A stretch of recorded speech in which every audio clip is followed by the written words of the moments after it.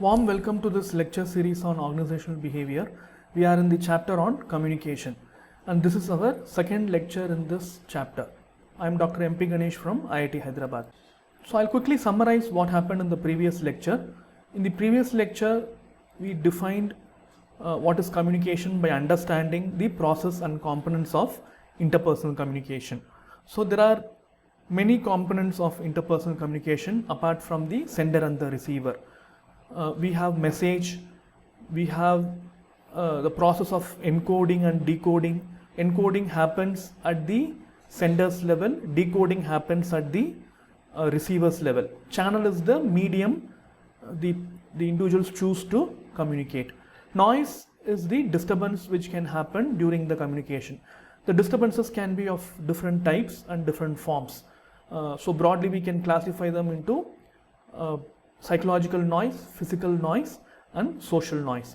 Physical noise is noise which you get like maybe a horn blaring, or there is a disturbance in the connectivity when you use a mobile phone, or things like that. Somebody is shouting next to you, all those things. Psychological noise is your emotional state. You are not happy at that point in time, or probably you are hungry that day when you are communicating. You are sad and all those stuff. Social noise can be prejudice or pre-assumptions you make about the other person when they are communicating. So we looked at each of these elements in detail in the previous lecture and tried to understand how to optimize them so that communication can be effective. We also looked at different communication styles. So one important aspect of the communication effectiveness is the communication style people use.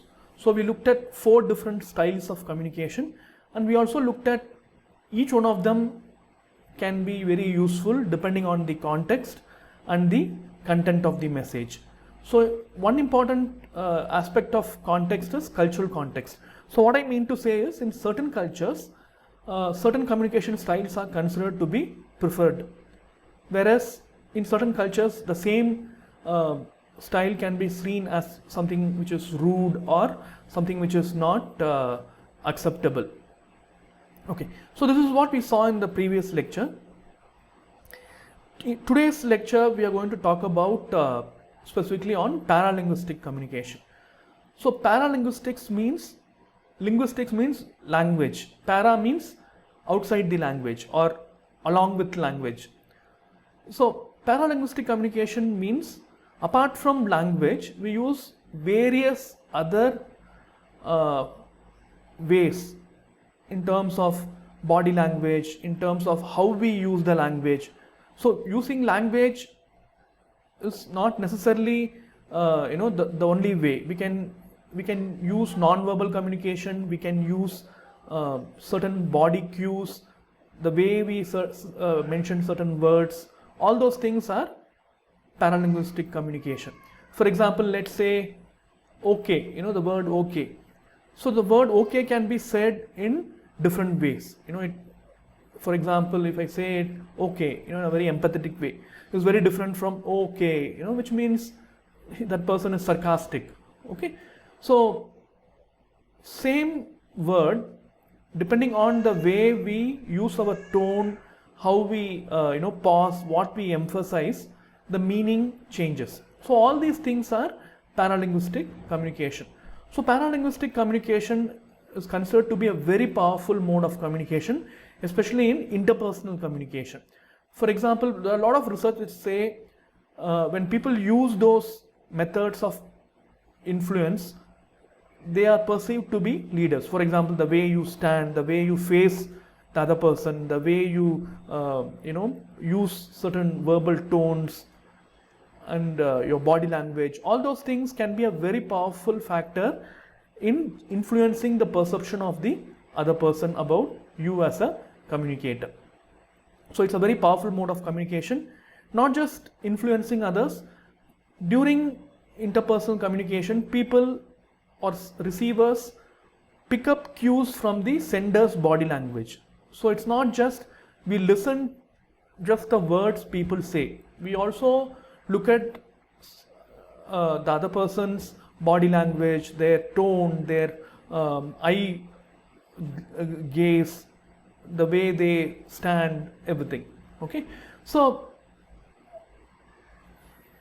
people pick up cues from the sender along with the verbal communication. So the verbal communication, the meaning of the verbal communication changes depending on how the body language or other paralinguistic communication is perceived by the receiver. Okay, so if you use it well, if you use your body language well, paralinguistic communication well, like I said earlier, you can have a very powerful influence on the other person, especially to build up a certain kind of an impression about you on others. Okay, research also say that major part of our communication is non-verbal. Like I said, people pick up cues from the sender, not just their verbal cues but also non-verbal cues. So what are the components of paralinguistic communication? When we say paralinguistic communication, what are the things which come under paralinguistic communication? The first thing is body language. Body language means how you sit. Let's say if you're sitting, how do you sit? What is how you cross your leg, or are you moving forward during the communication? Are you nodding? Where are you looking at when the other person is talking or when you are talking? So all those things are body language.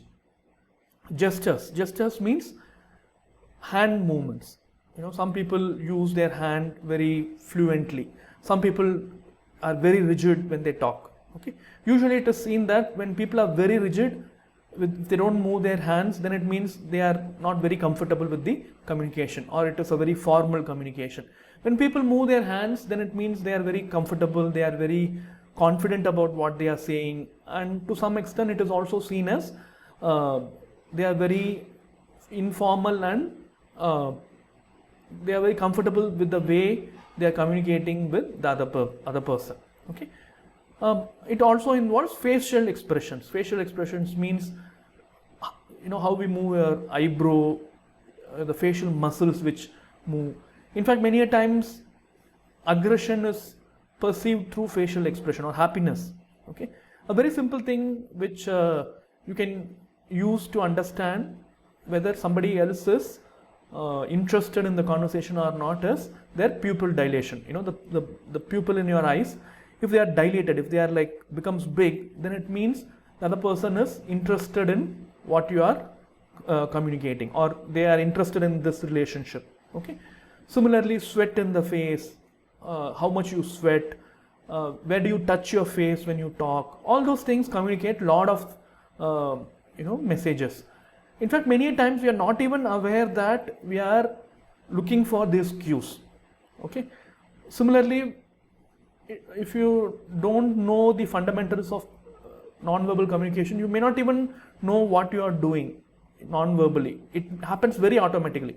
Similarly, the receiver also, very automatically the receiver picks up these cues from the sender and tries to interpret it. Even unconsciously, you don't need to very consciously look at, okay, this person is sitting like this, or this person is crossing his legs, or his hands suddenly become stop moving his hands when he is talking, or he is touching his face.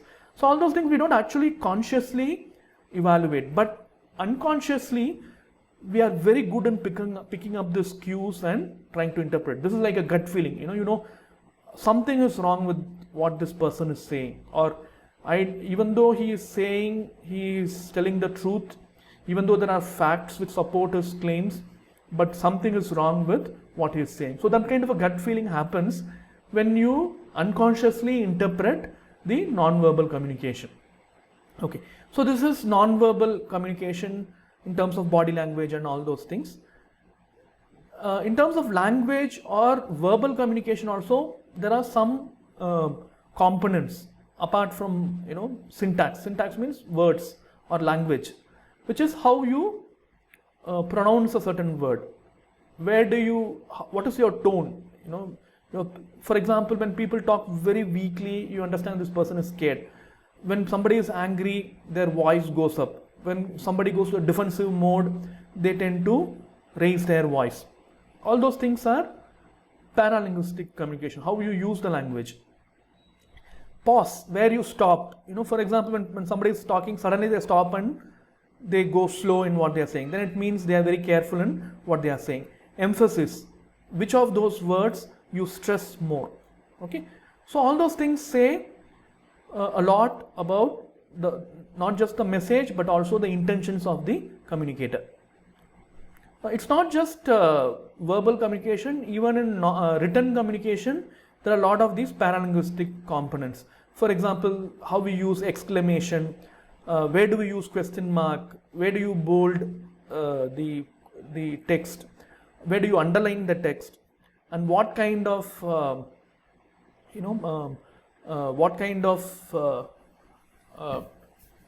what kind of letters do you use, all those things. Okay, what style of letters do you use? For example, certain styles of letters like Times New Indian or all those things are considered to be very formal. This thing Arial is considered to be very artistic font. Okay, so font style, font size, where do you underline, where do you bold, where do you use exclamation marks. So all those things convey a lot of meaning apart from just verbal, just written text.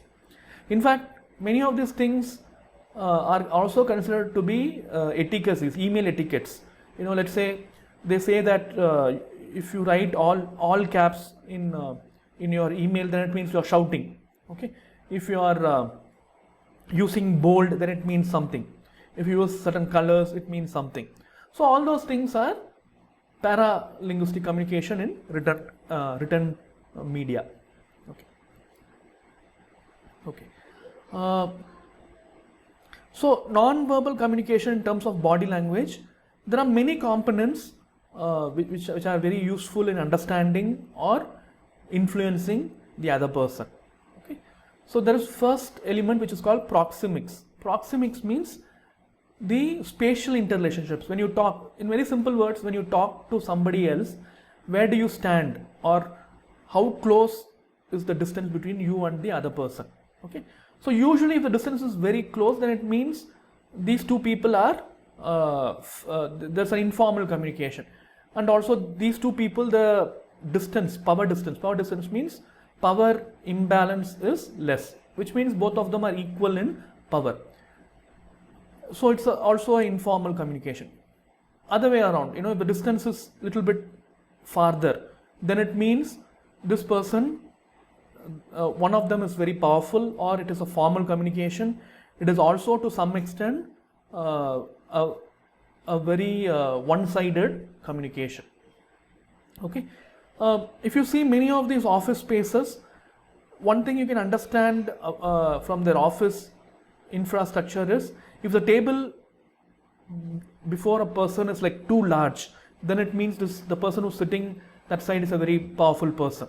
So you're entering somebody's office, their table is like very huge, then it means, to some extent they are very powerful, because the distance of the table also means you cannot come close to them. Okay, you cannot reach them. Proxemics also involves whether you touch the other person when you talk, whether you're able to look at their eyes closely and all those things.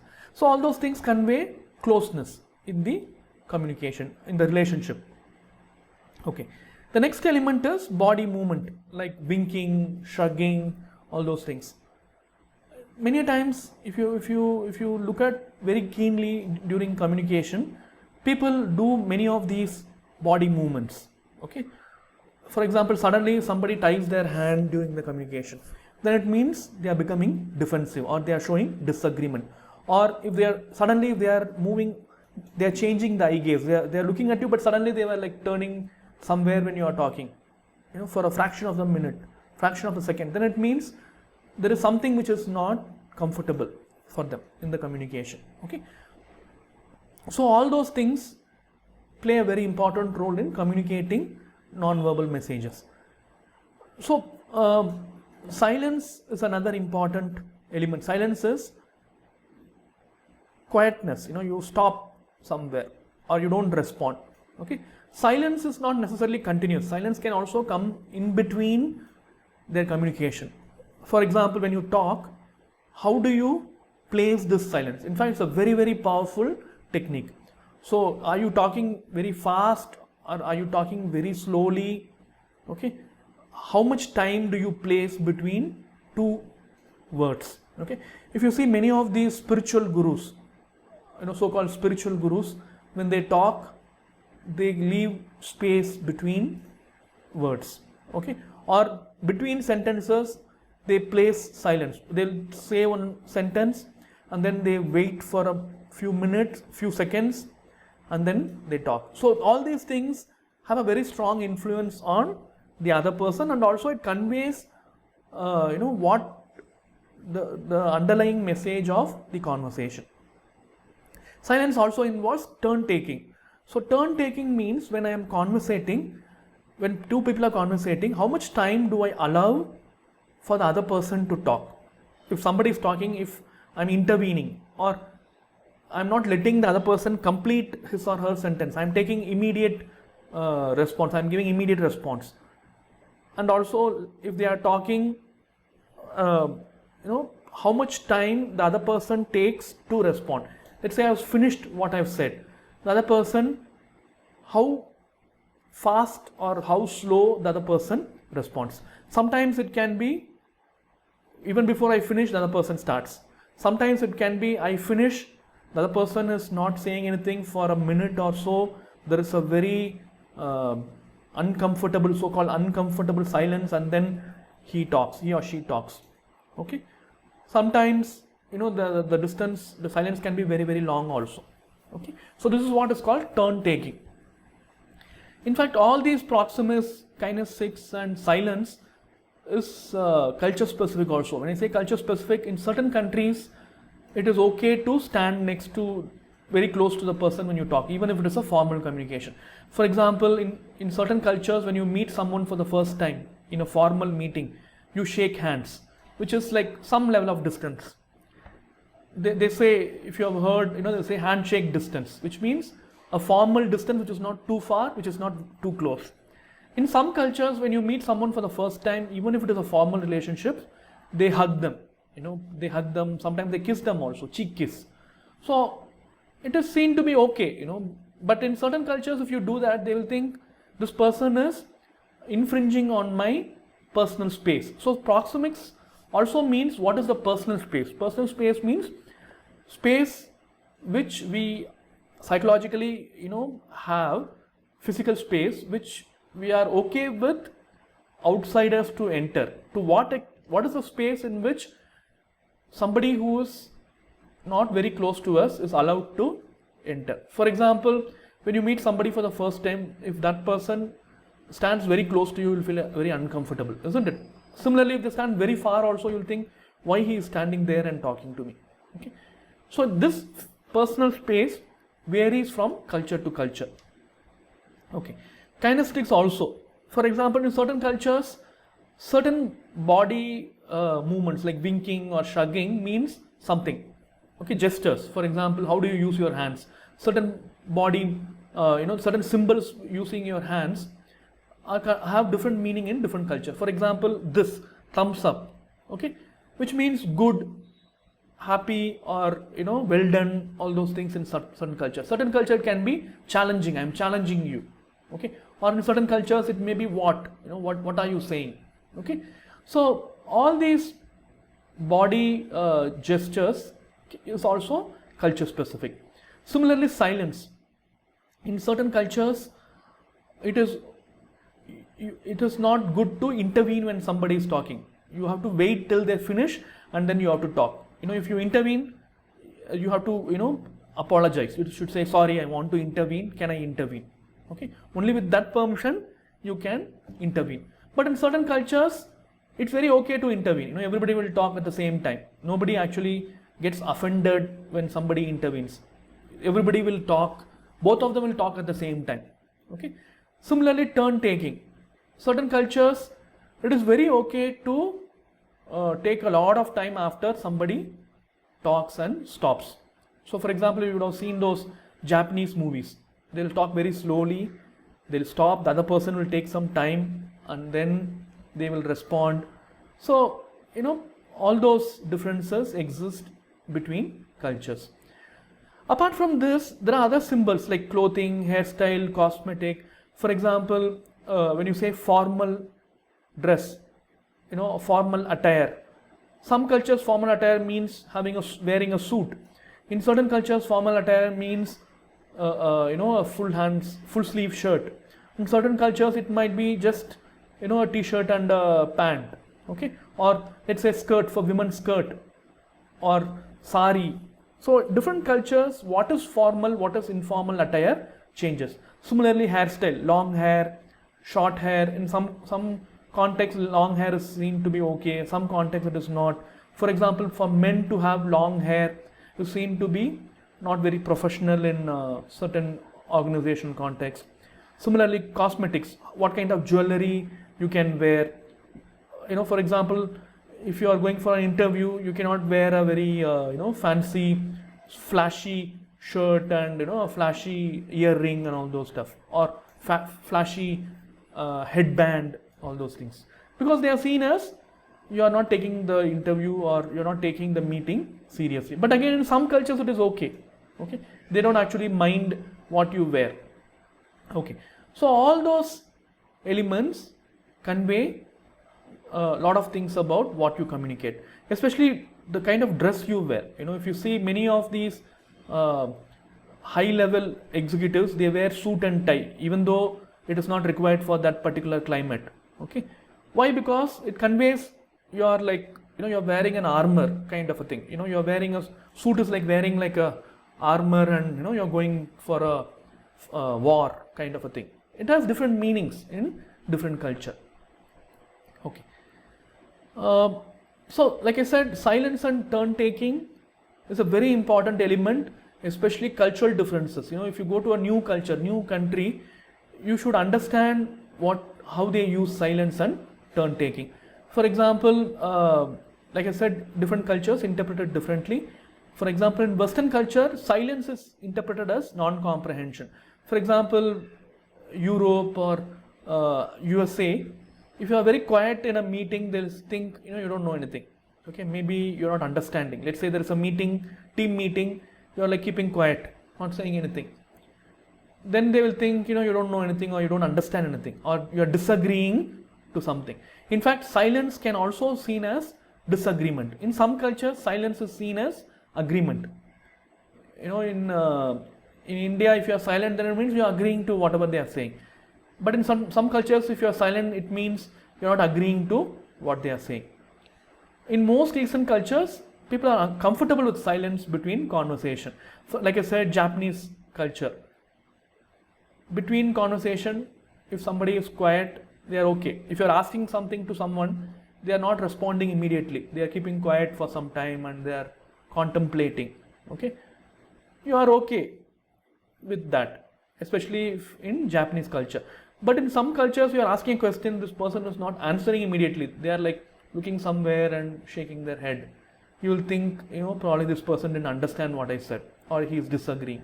Okay, so silence, how people interpret silence changes depending on the country and culture. Like I said earlier, intrusion while speaking is acceptable in some culture, but seen as rudeness in other cultures. So it's very important to be sensitive to these kind of very fine elements in conversation. People who are very good in understanding them, are people who are very sensitive in picking up these cues, are considered to be very good communicators. Okay, so I'll stop here.